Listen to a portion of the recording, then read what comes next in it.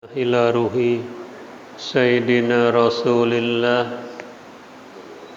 محمد بن عبد الله وآله وأصحابه ومن والاه وجميع أولياء الله وعلماء الله خصوصا سادتنا العلويين وأولياء الكون أجمعين ثم إلى روح من أمر هذا المسجد مبارك ثم إلى روح والدينا ووالديكم وأمواتنا وأمواتكم وأموات المسلمين والمسلمات والمؤمنين والمؤمنات خصوصا المؤلف هذا الكتاب الإمام نووي البنتاني ثم إلى روح شيخ محمد شافعي هزامي وإلى روح حاجي أحمد طبراني بن حاجي سائنا ثم إلى روح شيخ محمد شافعي هزامي وماتك الفاقرة زوجة أن الله يتغشاهم بالرحمة والمغفرة وإلى حضرة النبي محمد صلى الله عليه وسلم الفاتحة.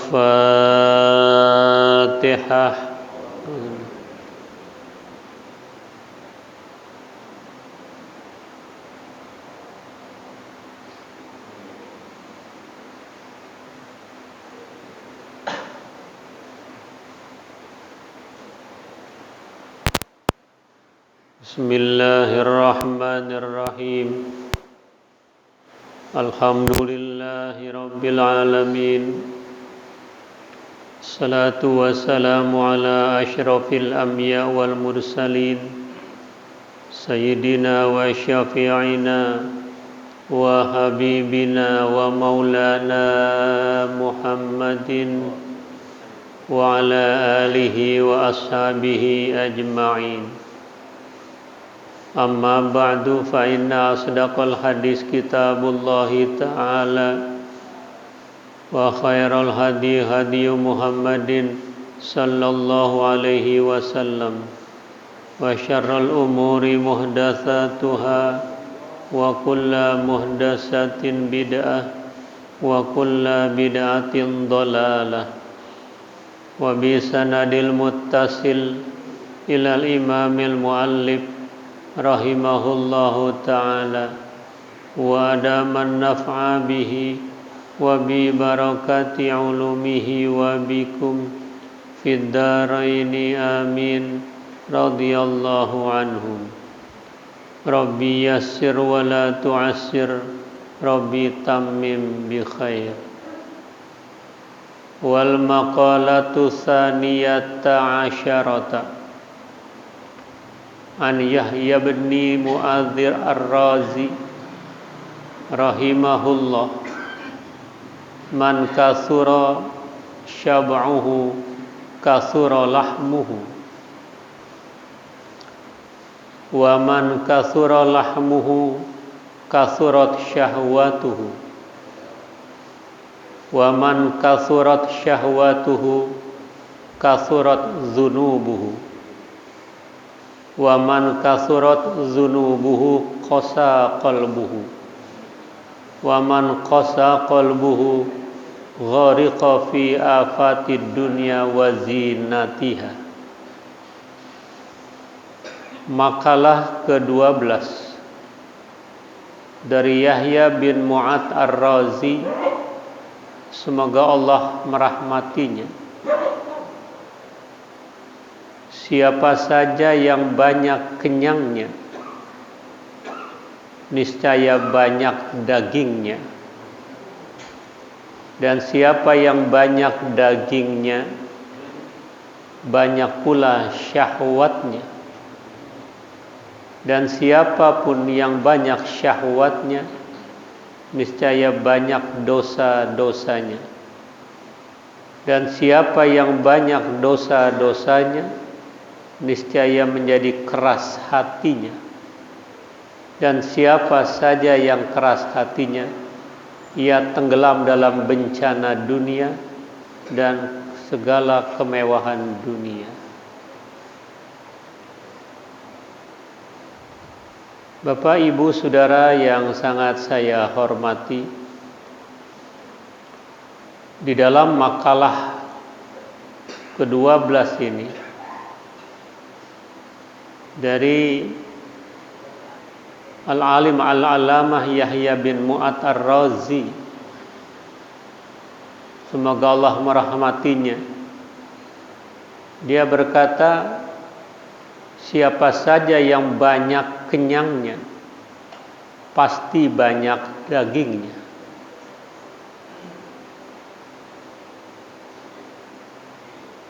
Dia tidak pernah mengalami kelaparan. Dia selalu yang dirasakan kenyang, kenyang, dan kenyang. Ya.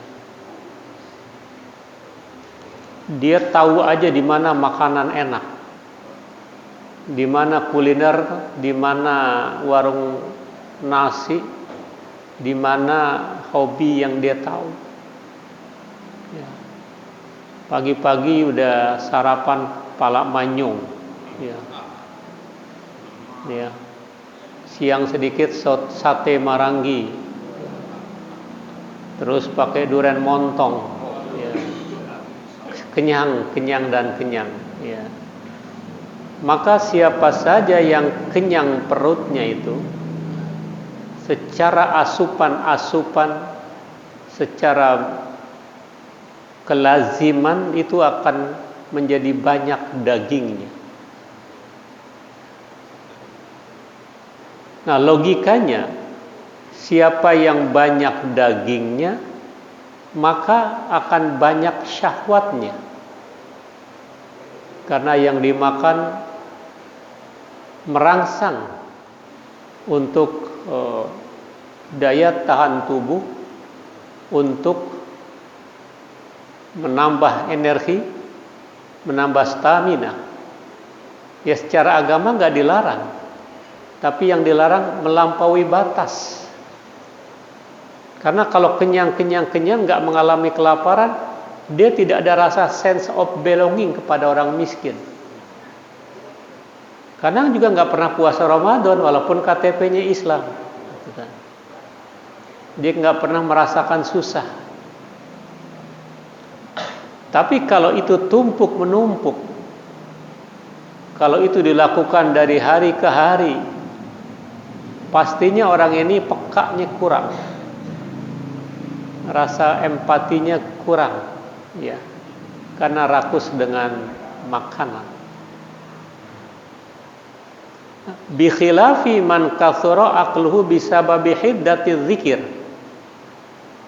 Berbeda dari kebanyakan makan dengan sebab tajamnya zikir. Itu tidak berbahaya.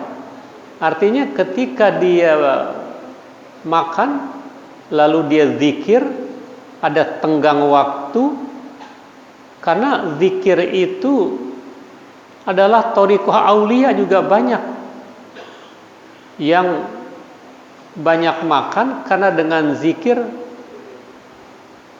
segala makanan yang baru saja dimakan akan cepat habis, tergiling, menjadi sirkulasi darah yang normal, karena kekuatan zikir itu menjadi panas. Ya, cepat dia larutnya itu. Li sur'ati inhidami ta'am.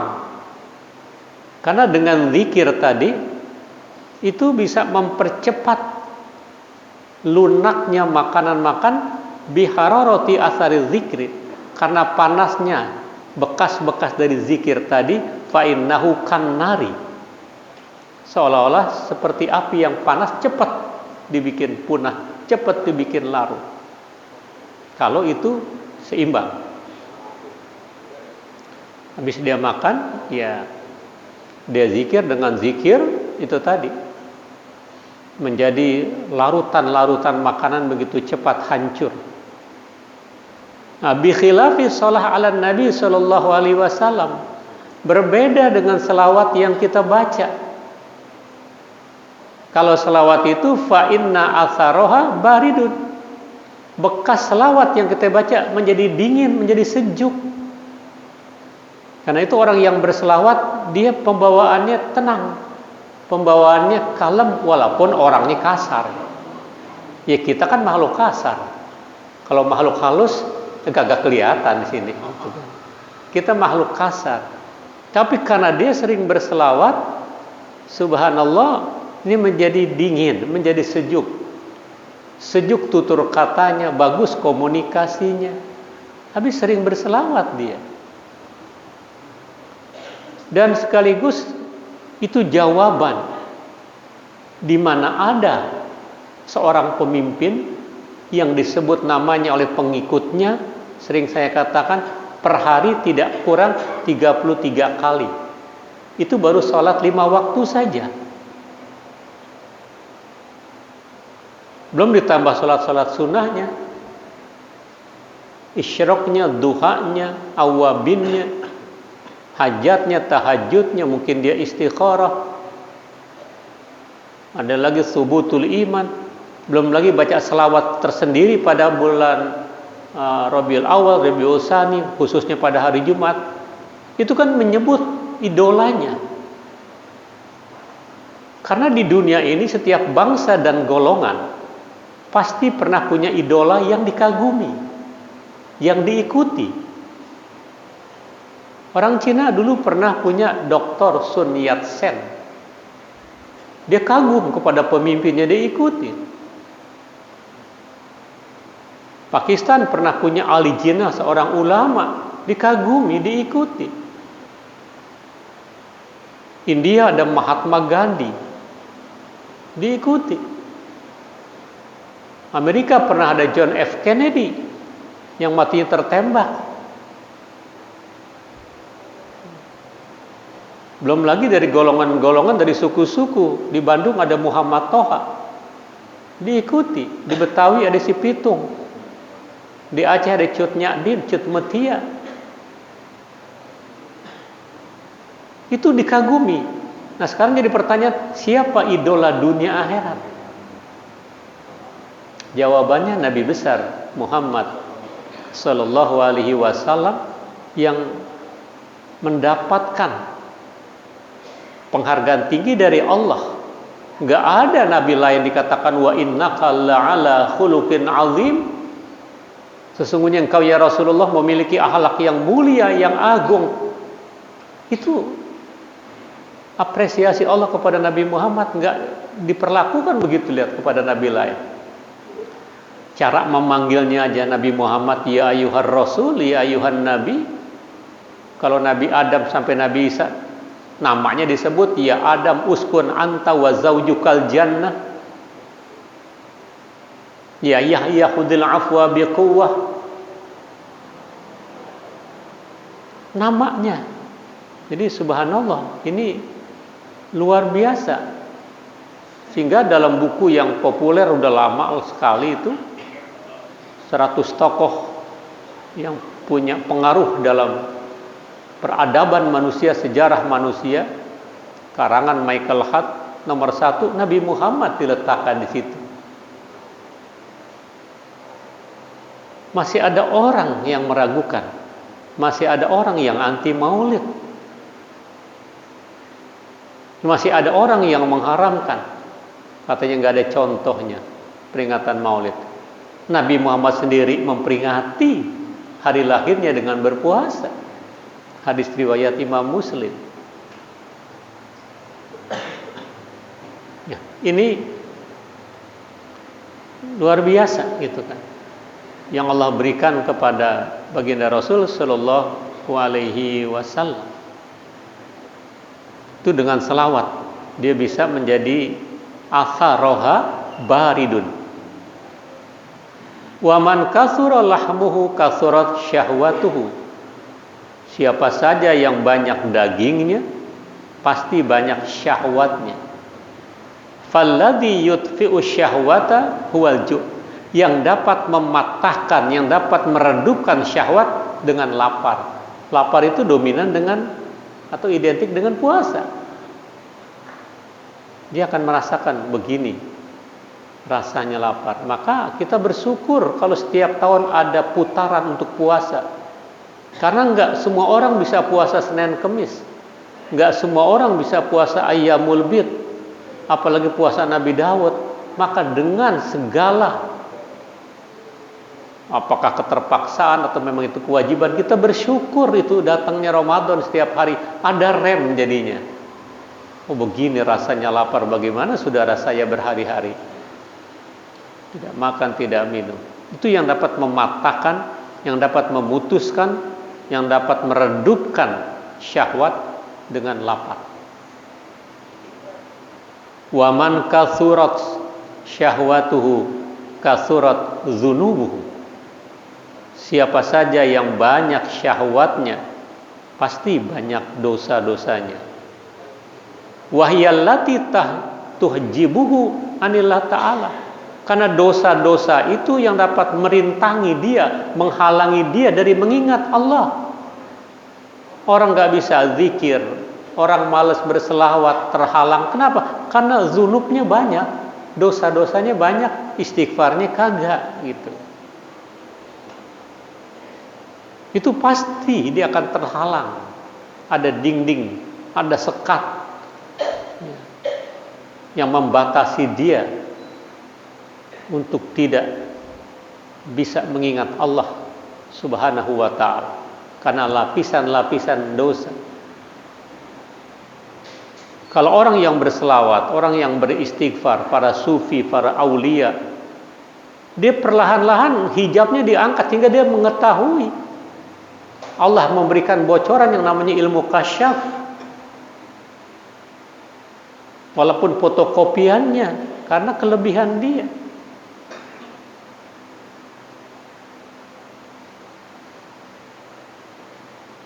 Karena keistiqomahan dalam ibadah melahirkan karamah. Karena al-istiqamah khairun min alfi karamah. Keistiqomahan dalam ibadah melahirkan karamah. Jadi karamah atau keramat jangan dicari. Dia datang dengan sendirinya kalau dia istiqomah. Yang kita cari bagaimana bisa istiqomah. Istiqomah dalam iman, istiqomah dalam belajar, istiqomah dalam sholat, istiqomah dalam keyakinan. Itu yang mahal. Bahkan orang-orang yang istiqomah ini malaikat kelak akan turun kepadanya. Kapan malaikat turun kepadanya? Terhadap orang-orang yang istiqamah, menjelang ajal menjemputnya, malaikat turun di situ. Innalladzina qalu rabbunallah tsumma istaqamu tatanazzalu alaihimul malaikah alla takhafu wa la tahzanu. Sesungguhnya orang-orang yang berkata Tuhan kami Allah, kemudian istiqomah dalam imannya itu, istiqomah dalam ibadahnya, istiqomah dalam keyakinan dan dalam silaturahimnya, malaikat akan turun kepadanya inda mautih, menjelang ajal menjemputnya. Seraya berkata Allah takhafu wa la tahzanu, wahai fulan dan fulanah, bapak, ibu, saudara yang istiqamah dalam ibadah menghadapi kematian, jangan takut, jangan sedih. Karena dapat kabar gembira dari Allah, pemilik alam semesta, pencipta makhluk. Ada kabar gembira buat yang istiqamah. Surga sudah disiapkan. Wa absyiru bil jannati allati kuntum tu'adun. Berbahagialah dengan kematian, giranglah. Dia tertawa makanya. Karena melihat tempatnya yang bakal ditempati di surga. Dia senyum. Orang lain, tetangganya, saudaranya menangisi kepergiannya, dia senyum. Berbalik arah ketika dia dilahirkan. Dia dilahirkan menangis, ngeyak. Sekelilingnya tertawa dengan tangisan dia. Saat dia mati, sekelilingnya justru menangisi, tapi dia tersenyum dengan senyum, dengan tangisan saudaranya itu. Sebagaimana makalah berkata, setiap manusia nangis sedih pada saat dilahirkan. Karena itu bersungguh-sungguhlah dalam ibadah, bersungguh-sungguhlah dalam keimanan, istiqomahlah, agar saatnya kamu ditangisi, kamu tersenyum dengan tangisan itu. Waladatska ummuka ya ibna adam bakiya wan nasu haulaka yadhakuna surura fajhat li nafsika antamuta idza baqau fi yaumi mautika dhahikam masrura. Kamu dilahirkan menangis, sekelilingmu tertawa dengan tangisan kamu. Beramallah, berjuanglah, jihadlah agar saat kamu mati orang lain menangisi kematian kamu, kamu tersenyum karena surga sudah disiapkan buat kamu. Surga sudah dijanjikan.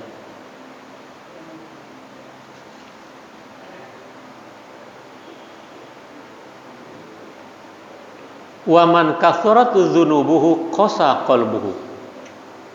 Siapa saja yang banyak dosa-dosanya, dia tidak pernah istighfar, qasa. Apa qasa? Udah tertutup hatinya itu, keras hatinya itu. Falam yakbalil mawaid, dia nggak nerima nasihat manapun karena udah keras hatinya. Lebih keras dari batu. Batu saja keras, setiap hari kena tetesan-tetesan air, dia akan pecah dengan sendirinya walaupun dalam tempo yang cukup lama.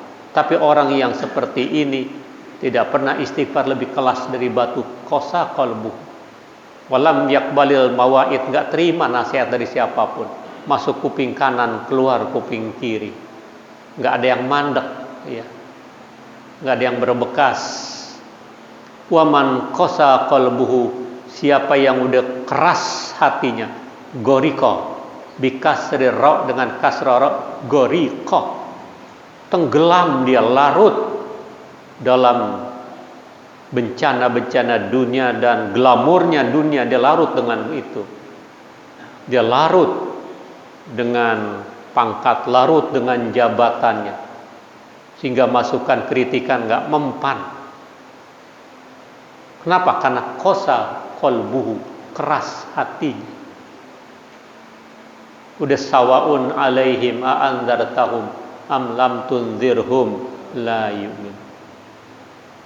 Karena itu hati kita, saya bilang, lunak, dingin, sering-sering berselawat. Apapun bentuk selawatnya itu, kurang-kurangnya sallallahu alaihi Muhammad, sallallahu alaihi Muhammad, sallallahu alaihi Muhammad. Apalagi setiap Jumat bisa 1000 kali, itu kita bisa melihat tempat kita di surga sebelum malaikat maut merenggut nyawa kita. Itu selawat luar biasa efeknya itu. Karena satu selawat saja Allah balas dengan 1000 rahmat. 1000 selawat artinya Allah memberikan 10 selawat. Satu selawat itu diangkat 10 derajat, dihapuskan 10 kesalahan yang kaitannya dengan Allah, dan Allah berselawat kepada 10 kali arti kasih sayang Allah. Itu baru satu selawat. Jadi jangan alergi kita dengan selawat. Wal maqalatu tsalisata asyara an Sufyan Ats-Tsauri rahimahullah. Makalah ke-13 dari Sufyan Ats-Tsauri, gurunya Imam Malik, semoga Allah merahmatinya. Annahu qal, bahwasanya dia berkata, ikhtarul fuqara khamsan waqtarul agniya khamsan. Ada orang-orang fakir memilih 5 sifat yang mahmudah, yang terpuji. Di sisi lain waqtarul agniya, orang-orang kaya juga memilih 5 hal dari sifat-sifat atau akhlak yang tercela. Waqtarul fuqara, orang miskin yang dipilih 5 hal itu apa? Pertama, rohatan nafsi, kesenangan diri. Artinya kesenangan rohnya. Kedua, wa faraghatal qalbi, kekosongan hatinya. Yang ketiga, wa ubudiyatar rabbi, penghambaan kepada penciptanya. Yang keempat, wa khiffatal hisabi, meringankan hisab nanti di padang mahsyar. Yang kelima, wa darajatal ulia, yang dicari derajat yang tinggi di surga nanti. Jadi orang yang fakir secara ekonomi tapi kaya dalam iman dan akhlak, dia lebih memilih 5 hal Karena dia punya keyakinan. Di sini dia hina, di sini dia kosongkan terhadap duniawi, hanya kepada satu titik Allah Subhanahu wa taala. Dia akan mencapai nanti puncak kebahagiaan. Karena dia meyakini man zara'a hasoda, siapa yang menabur dia yang menanam. Apapun yang ditabur, menabur kebohongan, menabur kecurangan, saatnya dia akan terlilit dalam kebohongan. Saatnya dia akan menuai hasil kebohongan-kebohongan dia itu. Itu alamiah. Kembali kepada dirinya. Faman ya'mal mithqala dzarratin khairan yarah wa may ya'mal mithqala dzarratin syarran yarah. Jadi karena itu jangan kita menanam kebencian, jangan menanam kebohongan, jangan menanam kecurangan, jangan menanam kemunafikan, karena nanti kembali kepada diri kita yang menanam itu.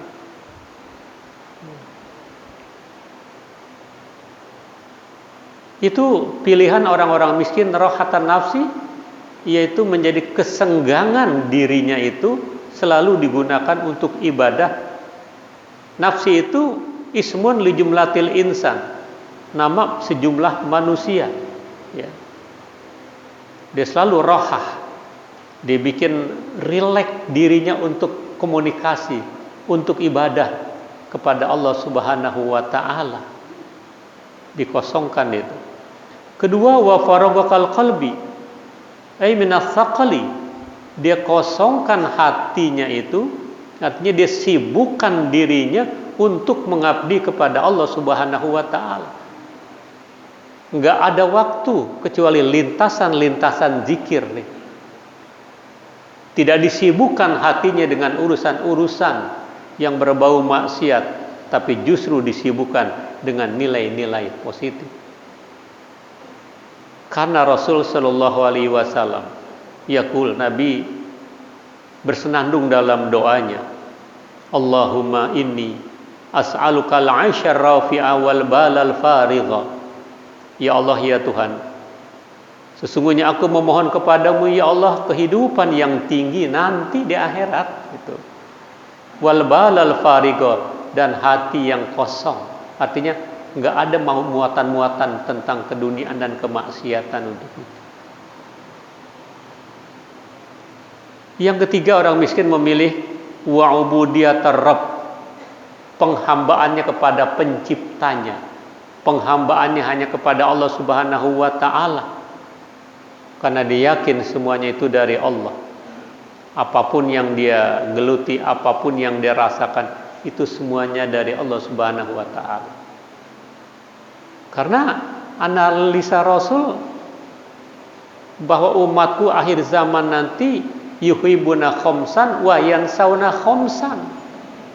Cinta kepada 5, lupa kepada yang 5. Di antaranya cinta kepada dunia, lupa kepada akhirat.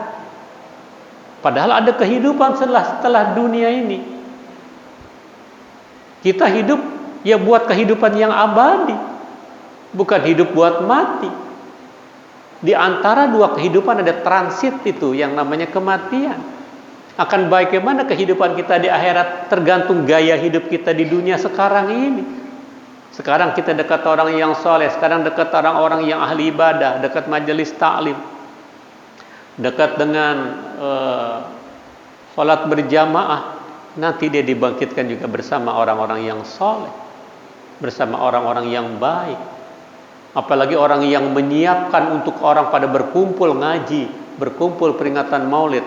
Dalam kitab An-Ni'matul Kubra oleh Ibnu Hajar Al-Asqalani berkata Imam Syafi'i di sana, man jama'a li maulidin Nabi sallallahu alaihi wasallam wa hayya'a lahum ta'aman wa amila ihsanan ba'athahu Allah ma'as siddiqin wa syuhada wa solihin wa yakunu fi jannatin na'im.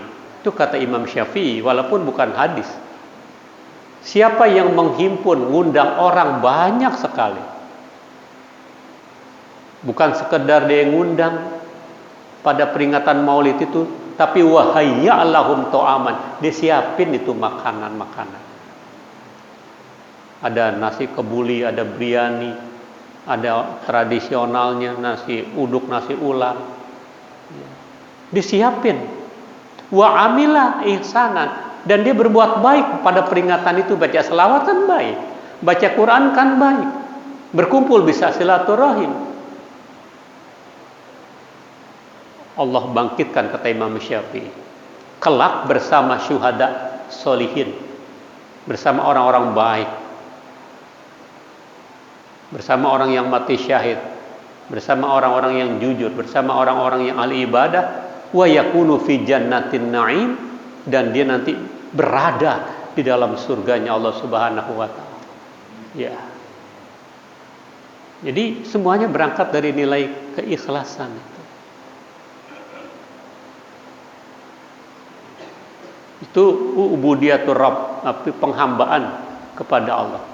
Nah, salat juga yang kita lakukan adalah proses penghambaan diri kepada Allah Subhanahu wa taala itu. Pala yang dimuliakan, pala yang dihormati. Kita marah kalau anak kita dijitakin, ya, lo jangan sembarangan, gue fitrain tiap tahun pala anak gue gitu, marah. Tapi pada saat sholat tersungkur, datar, sama dengan lantai, bahkan maaf pantat kita lebih tinggi dari pala. Itu penghambaan, ubudiyatur Rabb. Ada di situ proses penghambaan diri kepada Allah Subhanahu wa taala. Lalu orang fakir memilih waqifatal hisab, minta diringankan hisabnya, penghitungannya di padang mahsyar nanti. Artinya apa? Aqil minal dzunub, kurangin dosa-dosa itu, banyakin istighfar supaya enteng nanti timbangannya. Maksudnya timbangan-timbangan keburukannya lebih dominan timbangan kebaikannya dan rahmat Allah Subhanahu wa taala. Karena insya Allah kita masuk ke dalam surga bukan karena amal kita, tapi karena rahmat Allah Subhanahu wa ta'ala. Jadi beruntung yang namanya rahmat kalau dia rajin sholat, rajin ibadah. Kagak beruntung biar namanya rahmat kalau nggak sholat, nggak dapat rahmat benar dari Allah. Gitu kan. Wa darajatal uliyah, yang dicari, yang kelima, yang terakhir ini orang miskin itu derajat yang tinggi, tapi nanti di sisi Allah, di surganya Allah. Dia sudah lewati tahapan-tahapan ujian, kesulitan-kesulitan, dia akan mendapatkan derajat yang tinggi di sisi Allah, fil jannah. Dia bisa berjumpa bersama baginda Rasul sallallahu alaihi wasallam. Karena itu yang dicari. Rasa kangen, rasa rindu, ingin melihat, ingin menatap wajah Rasulullah yang penuh dengan nuansa kecemerlangan cahaya. Jangan lagi kita mimpi, kita ziarah saja di Masjid Nabawi dengan alunan kita membaca Assalamu alayka ya Rasulullah, Assalamu alayka ya Habiballah, Assalamu alayka ya Safwatallah, Assalamu alayka ya Nurallah, Assalamu alayka mimman yubaliguni alaika salam ya Rasulullah. Linangan air mata membasahi pipi kita itu. Itu belum lihat wajahnya, baru di makamnya. Karena siapa yang menziarahi aku ketika aku tidak ada, sama dia menziarahi aku ketika aku hidup. Jadi rugi kalau orang ke Madinah Nabawi nggak pernah ziarah ke makam Rasul sallallahu alaihi wasallam. Nah sekarang waqtarul agniya, orang-orang kaya, dia memilih apa ini? Pertama, ta'aban nafsi. Dia memilih kecapean dirinya untuk menggapai keduniaan. Dia sibuk, dia bercapek-capek menyibukkan diri karena ingin mencari pangkat, ingin mencari kedudukan. Li'annahu kulla waqtin fi khidmatil amwal. Karena sesungguhnya dari waktu ke waktu dia menjadi budaknya harta. Ya. Kalau orang cinta jadi bucin kan, budak cinta. Dia budak jabatan, menjadi abdul butun, ya. Menjadi budaknya perut. Karena yang dicari itu dunia. Nah, orang seperti ini memasuki masa pensiun dia galau. Ya. Sering terjadi ketidakmenentuan, Post power syndrome, yang biasa dihormati, kepengen dihormati lagi. Padahal dia udah pensiun, tapi karena ingin dihormati, dipakai lagi pangkatnya waktu dia masih aktif. Kemana-mana dipakai, gitu kan. Kebanggaan buat dia seperti itu. Nah, itu yang dicari, ta'aban nafs. Rasa letih, rasa capek dirinya itu untuk berkhidmat kepada harta. Yang kedua, orang kaya memilih syughlal qalbi, kesibukan hati fi tafkiril amwal, untuk memikirkan harta dan harta. Itu tujuannya. Karena dipikir targetnya hanya dunia, bukan akhirat. Karena itu kalau orang yang visioner ke depan, dia berbuat tidak lihat hari ini, tapi ke depan. Karena itu orang pintar harus ada catatan-catatan, ada buku-buku yang dibikin. Karena kalau gagasan tidak dituangkan, umur manusia terbatas. Tapi dengan buku, dengan catatan akan menjadi warisan untuk generasi sesudahnya itu. Narasi-narasi itu, sejarah hidupnya, gagasan-gagasannya. Kalau dibikin kegiatan bukan skala lokal saja, bagaimana skala nasional dan internasional serta dunia. Ya, itulah yang dilakukan oleh Pak Anies, bikin Jakarta Stadium, ya. Bukan skala lokal, padahal itu buat Persija dan Indonesia, tapi berskala internasional. Taman Ismail Marzuki kita lihat, hebat banget sekarang bangunan fisiknya. Karena memang visioner, dia bukan skala lokal tapi skala dunia. Ya. Bukan lagi Nusantara, udah bicara tentang global. Nah, yang seperti ini, ya, yang kita bantu karena tingkat kepeduliannya tinggi kepada umat. Ya.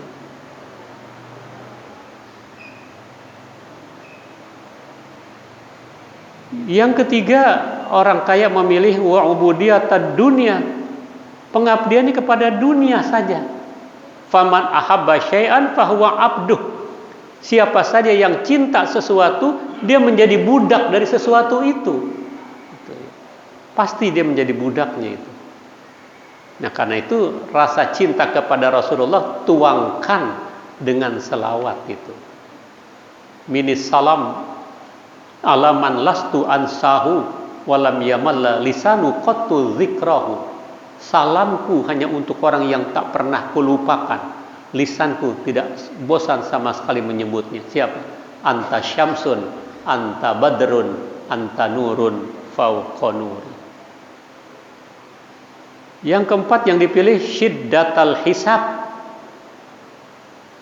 hisab yang keras, hisab yang tumpuk menumpuk. Kenapa? Bisa babil amwal, karena harta yang dicari ditanya min aina iktasabahu, dari mana dia usahakan, udah dapat dari mana, kemana penyalurannya, apa yang ngumpulin dari judi online, apa dari duit riba, ditanya baru kemana nanti itu bisa babil amwal, ya. Maka syiddatal hisab, begitu berat timbangannya. Maka kita bersyukur dikasih seperti ini, nggak dikasih duitnya banyak, masuk surganya belakangan tak.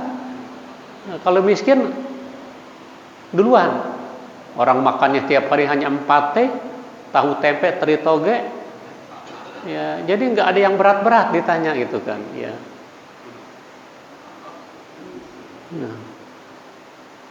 Waman nukisal hisab azbun, dan siapa yang diukir dengan hisab itu merupakan azab.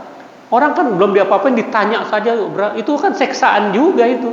Ditanya 12 jam, ditanya 14 jam. Azab itu, ya.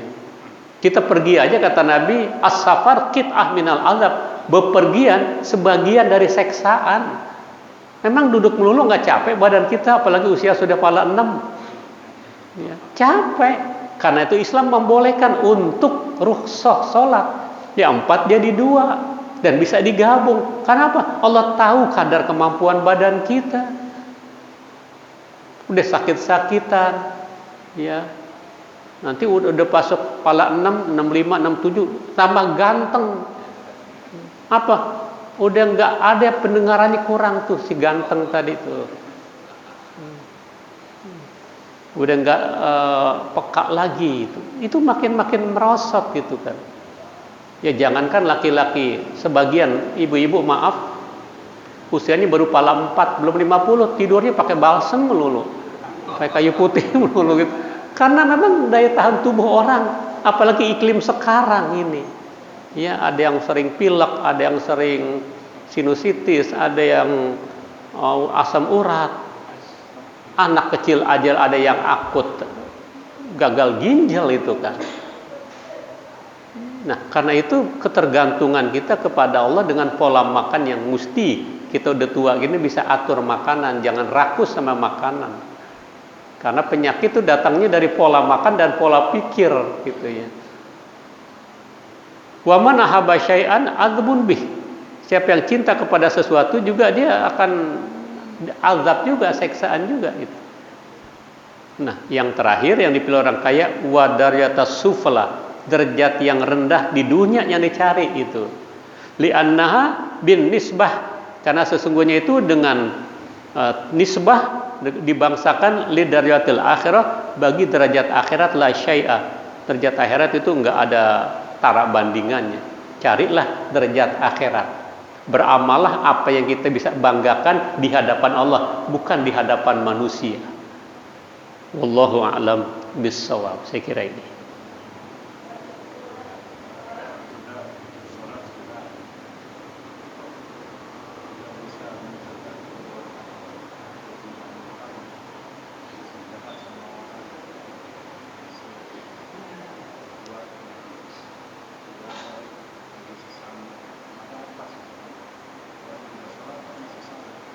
Ada yang treble itu, ada kabel-kabelnya yang masih berantakan, ada masih belibet, artinya boleh jadi di dalam sedekahnya itu dia masih ada kepengen dilihat, atau boleh jadi sumber yang dikasih itu bukan sesuatu dari sumber yang halal. Itu dia mesti introspeksi, ada apa dengan saya. Jangan suuzon sama Allah. Gue udah sholat, gue udah gede, kok masih begini juga. Sedangkan sholat itu kan mencegah perbuatan keji dan mungkar, kok dia masih seperti itu juga. Sholatnya baru gerakan-gerakan saja, belum batiniyahnya yang sholat. Karena ada ketaatan lahiriah, ada ketaatan batiniyah. Itu harus sinergi antara batiniyah dengan lahiriah, antara lahiriah dengan batiniyah. Semuanya harus disatu padukan nih. Dengan sedekahnya, dengan zikirnya. Dia sholat rajin, tapi ngajinya malas. Sedangkan ngaji itu wajib. Berapa banyak orang-orang sholat, tapi nggak dapatkan nilai. Bahkan setan di dalam masjid pengen godain orang yang sholat, tapi takut sama yang lagi tidur. Loh, kok begitu? Saya takut, kata setan. Kalau dia bangun terbakar tubuh saya, karena dia ahli ibadah, ahli zikir. Sementara lagi sholat tuh orang lalai itu. Dia lebih takut ahli ibadah yang lagi tidur ketimbang orang jahil lagi sholat. Setan tuh. Maka ketika nanti dalam kitab ini juga terakhir, Nabi bertanya kepada iblis, ya iblis, kam a'da'uk min ummati, berapa musuh-musuhmu yang kamu benci? Nabi nanya sama iblis. Kalau iblis, kata iblis, a'da'i ishruna nafar, setidaknya dari kalangan umatku yang aku benci, yang aku musuhin, aku kagak demen, kata setan, 20. Awaluhum anta ya Muhammad, yang pertama Allah. Kalau bahasa kita dituding tuh saking bencinya. Anta ya Muhammad, inni ubghiduka wa ubghidu ahla baitik, aku benci sama kamu, benci sama zuriyahmu, benci sama keturunanmu. Berarti kalau ada orang benci sama Nabi, benci sama zuriyah Rasul, benci sama habaib, adalah saudara-saudaranya Bapak yang ngomong. Yang kedua, setan gak suka al-alim al-amal bil ilim. Al-alimu al-amal bil ilim. Orang alim yang mengamalkan disiplin keilmuannya, itu setan gak demen. Musuhnya setan, kebakar dia, panas. Yang ketiga, wa hamilul Quran ay hafidhuh idza amila bima fi. Orang yang hafiz Quran dan dia mengamalkan isinya, bukan sekedar hafiz tapi dia mengamalkan isinya. Itu setan nggak demen, musuhnya setan itu. Keempat, al muadzin lillah bi khamsi sholawat. Orang yang tukang azan lillah karena Allah. Karena setan terkentut-kentut, lari ketakutan, kebakar dia kalau ini mendengar suara azan. Tapi yang langsung, jangan yang rekaman. Lari terkentut-kentut setan itu. Yang kelima, wa muhibbul fuqara wal masakin. Orang yang peduli sama yatim, sama fakir miskin, setan nggak demen tuh. Ya, nanti lihat di sini di penghujungnya itu ada 20 yang dibenci ya, oleh setan. Ya. Saya kira itu. Ya.